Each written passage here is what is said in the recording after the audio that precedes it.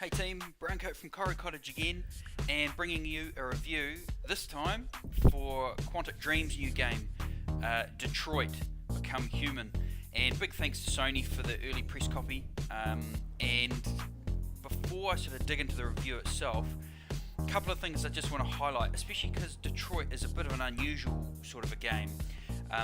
First, as a gamer, the sort of games that I'm into in this sort of vein is Everyone's Gone to the Rapture, the Telltale series of games like The Walking Dead, or the Borderlands version that Telltale Games did. Love that one as well. So I am a big fan of narrative based games. Then also to bring into the context of the review is what sort of game a David Cage or a Quantic Dream game is. It is an interactive movie. To be perfectly frank, that's the best way to kind of describe them. There are exploration elements and puzzles and things like that, but essentially the driving force behind a Quantic Dream game is to tell a story. So his games, or David Cage's games, have been that vein for many years. Go right back to Indigo Prophecy, which is what it was known in the States, or Fahrenheit over here, back in 2005. Then you've got Heavy Rain back in 2010, which I was a massive fan of, loved that game. And then Beyond Two Souls in 2013, which I'm going to hand on heart say I never actually played. It got some pretty lukewarm reviews, so I never waded into it. But looking at some of the videos online, the mechanics seem very similar to what I've experienced in Detroit. And also, as an aside, if you're not sure about Detroit, take a look at the PS Plus games this month, because Beyond Two Souls is in there. So hey, jump in there, play that for free if you've got PS Plus, and then you'll have a far better of appreciation of what a David Cage game is. Right, so into Detroit itself. The game is focused on sort of the near future, where androids have become an absolute key part of day-to-day life. It's focused around three main characters, Connor, Marcus and Kara, and they're all androids, and these are high functioning androids. They are bordering on where you can't tell the difference between them and human beings, and that's kind of where the story goes. Connor is a very advanced version of an android, and he is essentially a detective helping the police. The police are not a big fan of him, but he's still using his skills to try and help solve cases where it appears androids are killing humans. There's Marcus, who is essentially a home help android, and his path takes a very dark turn, and then he becomes heavily involved in, I don't want to spoil anything, but essentially a political movement relating to androids. And then there's Kara, which is a far more personal story, just about an android who is a home help and is exposed to some domestic violence and has to take actions to try and protect herself and also people she cares about. So they're very different stories, going from high level crime all the way to quite personal relationships and protecting the ones you love. So I'm not going to go anything further into what each character experiences, because the whole point of this game is to try and tell a story. What I would say is there's some big stars, relatively speaking, involved in this game. Like Lance Henriksen is in there early on, and Clancy Brown, who he has been in all sorts of awesome movies like Starship Troopers and things as well. He acts as the detective paired up with Connor, and I reckon those two are the strongest storyline. Like, that's really entertaining to watch.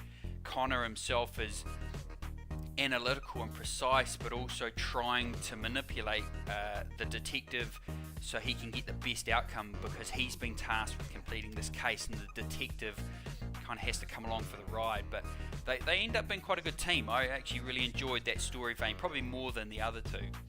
A Quantic Dream game is very much focused around story, as I said, and to break up what is essentially a movie, the player's involvement is limited to sort of button prompts and quick time events and scanning environments to find puzzles to open up the next cutscene, if you like.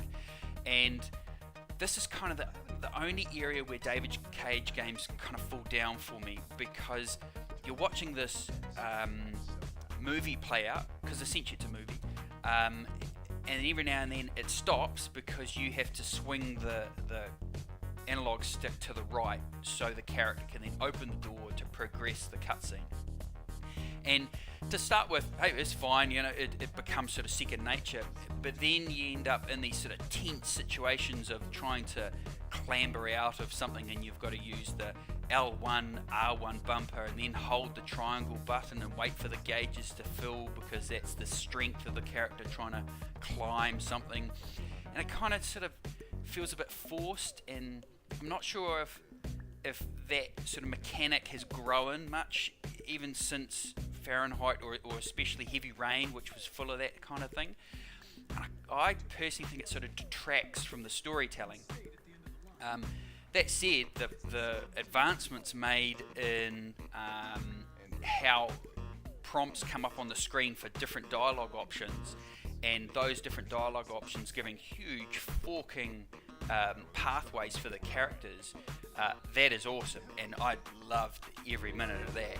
Being able to make that decision of, do I use the gun, do I don't use the gun, do I negotiate, do I just become an asshole, you know, it becomes a far more weighted choice that I felt I was buying into. And then at the end of each sort of level or snippet of gameplay, you get this map of where your choices went and what other choices were available to you, and then you can compare it globally, kind of the way that they did at the end of a Walking Dead game or the Telltale games. But this is after each sort of, I want to say level, but it's not, it's after sort of each vignette. And that was fantastic. Like it just made me want to replay it. I haven't, like I've focused on just my one playthrough, but I'm going to go back, and this time I'm going to be a bastard, and I'm going to choose really dark decisions, because at this point I've played through the first time trying to be a relatively good character. So anyway, the overall impression of the game is that the storytelling is really good. The characters involved are really good as well. I enjoyed being part of seeing what is a interesting possible future where androids become self-aware and they want to fight for their rights. There's some ham-fisted stuff there. Some of the pacing's a wee bit off, especially with Marcus's storyline, and I'm not sure how I feel about some of the imagery where, you know, androids ride at the back of the bus, and they're clearly cribbing some of those important moments from the American civil rights movement and building them into a game about androids becoming self-aware and wanting their rights. But it fits. You understand the story that's trying to be told, and I think David Cage has certainly achieved what he set out to do here, which is have a highly emotive, futuristic game that gamers can feel like their choices have an impact at the end of the game. So overall, I'm going to say awesome game. It's actually really good. It's, like I said, a bit ham-fisty in places, and some of the input methods at the button prompts or the quick time events kind of detract from the experience. But if you've got a chance to get out there and grab it, I would say do it. It's a cool game. Alright, that's enough from me. I really appreciate you guys dropping by, and remember, keep an eye out on Koru-Cottage.com. Thanks.